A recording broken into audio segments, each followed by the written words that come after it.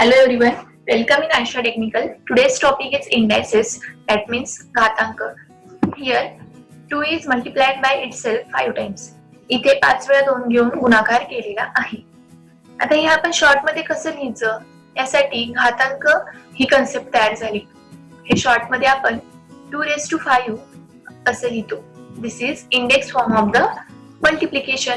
हा 2⁵ म्हणजे 2 चा घातांक 5 हा या गुणाकाराचा घातांकित रूप आहे. Here 2 is called the base and 5 is index or exponent. इथे 2 ला आपण पाया असे म्हणतो आणि 5 ला घात किंवा घातांक असे म्हणतो. आता याचे वाचन कसे करायचे? This is read as 2⁵ or 2⁵ or 5th power of 2. That means 2 चा घातांक 5 किंवा 2 चा 5वा घात असे आपण त्याचे वाचन करतो. देन नेक्स्ट आपण पाहूया लॉज और रूल्स ऑफ इंडायसेस. घातांकाचे नियम. घातांकाचे नियम तुम्हाला व्यवस्थित समजण्यासाठी हा व्हिडिओ शेवटपर्यंत नक्की पहा. आता इथे एक आपण एक्झाम्पल घेतलेले आहे. 9⁻1 is equal to 9.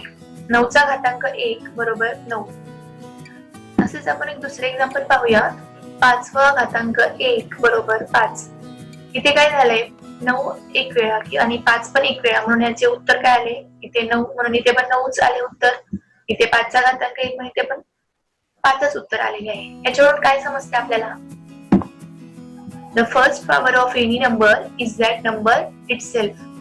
कोणत्याही संख्येचा पहिला घात हा तीच संख्या येते.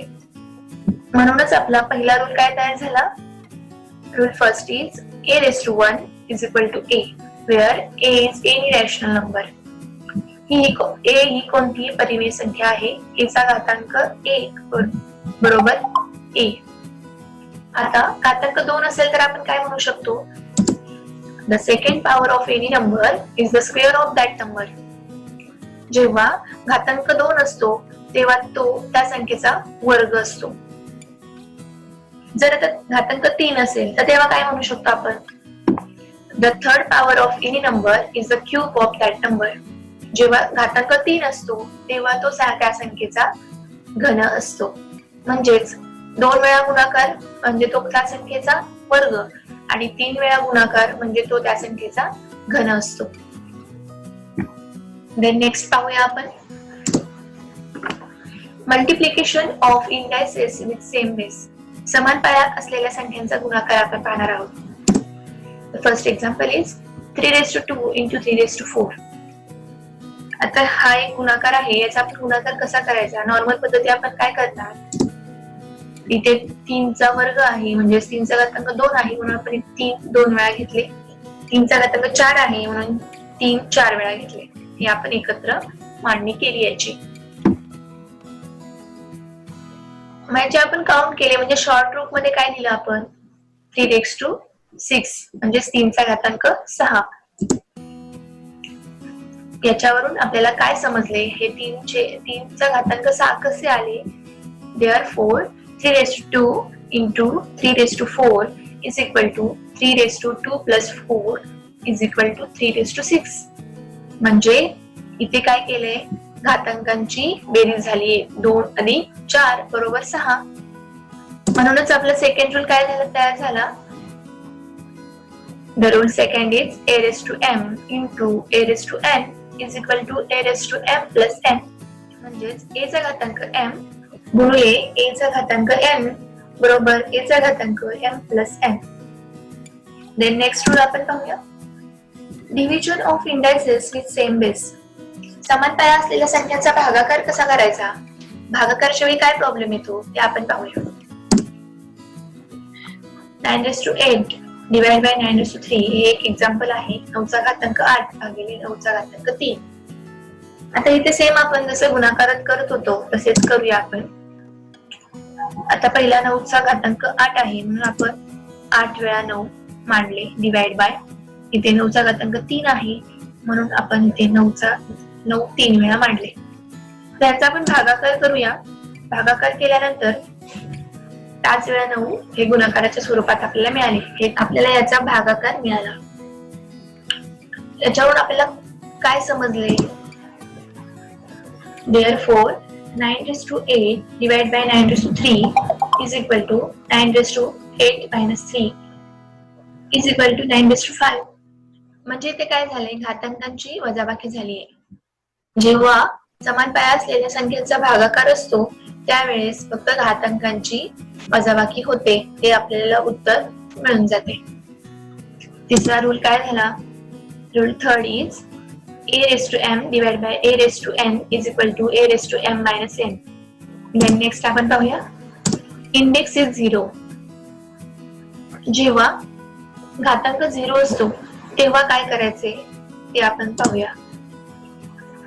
तिथे एक एक्झाम्पल आहे 4 चा घातांक 0 बरोबर 1. एक दुसरे एक एक्झाम्पल घेतले आपण 19 चा घातांक 0 बरोबर 1 असं उत्तर आले. हे 1 कशावरून आले, when index is 0 then answer is always 1. हे नेहमी लक्षात ठेवायचं की जेव्हा कोणत्याही संख्येचा घातांक जर 0 असेल तर त्या संख्येचे उत्तर काय असतं, म्हणजेच किंमत काय असते, 1 असते.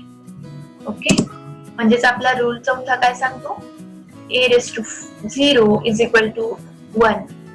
a चा घातांक 0 बरोबर 1. then next आपण पाहूया the power of number in index form. घातांकित संख्येचा जर घात असेल तेव्हा काय करायचं ते आपण या रूल मध्ये शिकणार आहोत. इथे एक एक्झाम्पल घेतलंय 8 raised to 3 raised to 4 equal to काय केले आपण इथे 8 चा घातांक 3 आहे आणि त्याचा पूर्ण परत घातांक 4 आहे असं एक एक्झाम्पल आहे. त्याचा आपण काय केलं 8 चा घातांक 3 याचा परत 4 वेळा गुणाकार केलेला आहे. इथे 4 वेळा आपण ते मांडलेलं आहे. आपण शिकलो की जेव्हा समान पाया असलेल्या संख्यांचा गुणाकार असेल तर घातांकांची बेरीज करायची. यावरून आपण इथे लिहिलं 8 चा घातांक 3 अधिक 3 अधिक 3 अधिक 3 4 वेळा 3 आहे म्हणून आपण बेरीज केली इथे. बरोबर आपल्याला उत्तर काय मिळाले 8 चा घातांक 12. Therefore 8 चा घातांक 3 घातांक 4 बरोबर 8 चा घातांक 3 गुणिले 4 बरोबर 8 चा घातांक 12. जेव्हा घातांकित संख्येचा घात असतो तेव्हा त्या घातांकांचा त्या दोन्ही घातांकांचा गुणाकार केला की आपल्याला उत्तर मिळते. असा हा आपला 5th रूल झाला. a raised to m raised to n is equal to a raised to m into n. Then next आपण पाहूया इंडेक्स हॅविंग निगेटिव्ह साइन. जेव्हा घातांकाला मायनस साइन असेल तेव्हा काय करायचं त्यासाठी हा रूल आहे. 8 चा घातांक वजा 5 बरोबर 1/8 चा घातांक 5. आता हा 8 चा घातांक वजा 5 याला छेद नाहीये म्हणजे काय असतो छेद 1 असतो. जेव्हा अंशाची छेदाला संख्या नेली की त्याचं साइन बदलतं.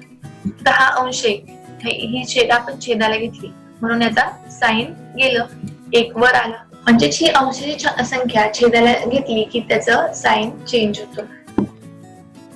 असंच आपण दुसरं एक्झाम्पल बघूया की ते आता इथे 1/6 चा वजा 19वा घात असं हे एक एक्झाम्पल आहे.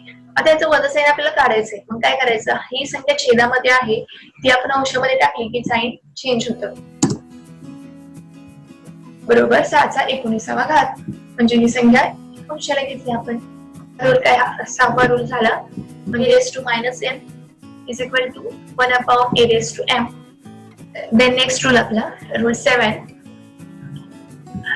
a छेद b raised to minus m is equal to b छेद a raised to m is equal to b raised to m upon a raised to m. घातांक आपला वजा आहे, साइन चेंज करायचंय आपल्याला, पॉझिटिव्ह घ्यायचंय म्हणून आपण काय केले की यांची जागा चेंज केली. जी संख्या अंशाला आहे ती छेदाला घेतली आणि जी छेदाला आहे ती अंशाला घेतली. त्यामुळे आपल्याला काय मिळाले की घातांकाचे साइन बदलले. इथे मायनस होते इकडे प्लस झाले. जर आपल्याला कंस हा काढायचा असेल तर आपण कसं काढू शकतो, हे जो m हा जो घात आहे तो सेपरेट अंशाला आणि छेदाला देऊन टाकायचा म्हणजे हा कंस निघून जातो. b raised to m upon a raised to m. Then next पाहूया आपण. आता सेम हीच क्रिया गुणाकारामध्ये पण होते. तर गुणाकारामध्ये पाहूया आपण A B raise to M. A B म्हणजे काय? ए गुणिले बी. ओके, आता यांचा गुणाकार आपल्याला करायचा आहे, पण इथं ब्रॅकेट आहे, म्हणजे ब्रॅकेट कसं काढून टाकायचं? मग यांचा कंस काढण्यासाठी आपल्याला यांचा घातांक सेपरेट द्यावा लागेल. मग a raise to m into b raise to m. Same आपण जसे भागाकारात केले तसेच गुणाकारात. Okay, thank you.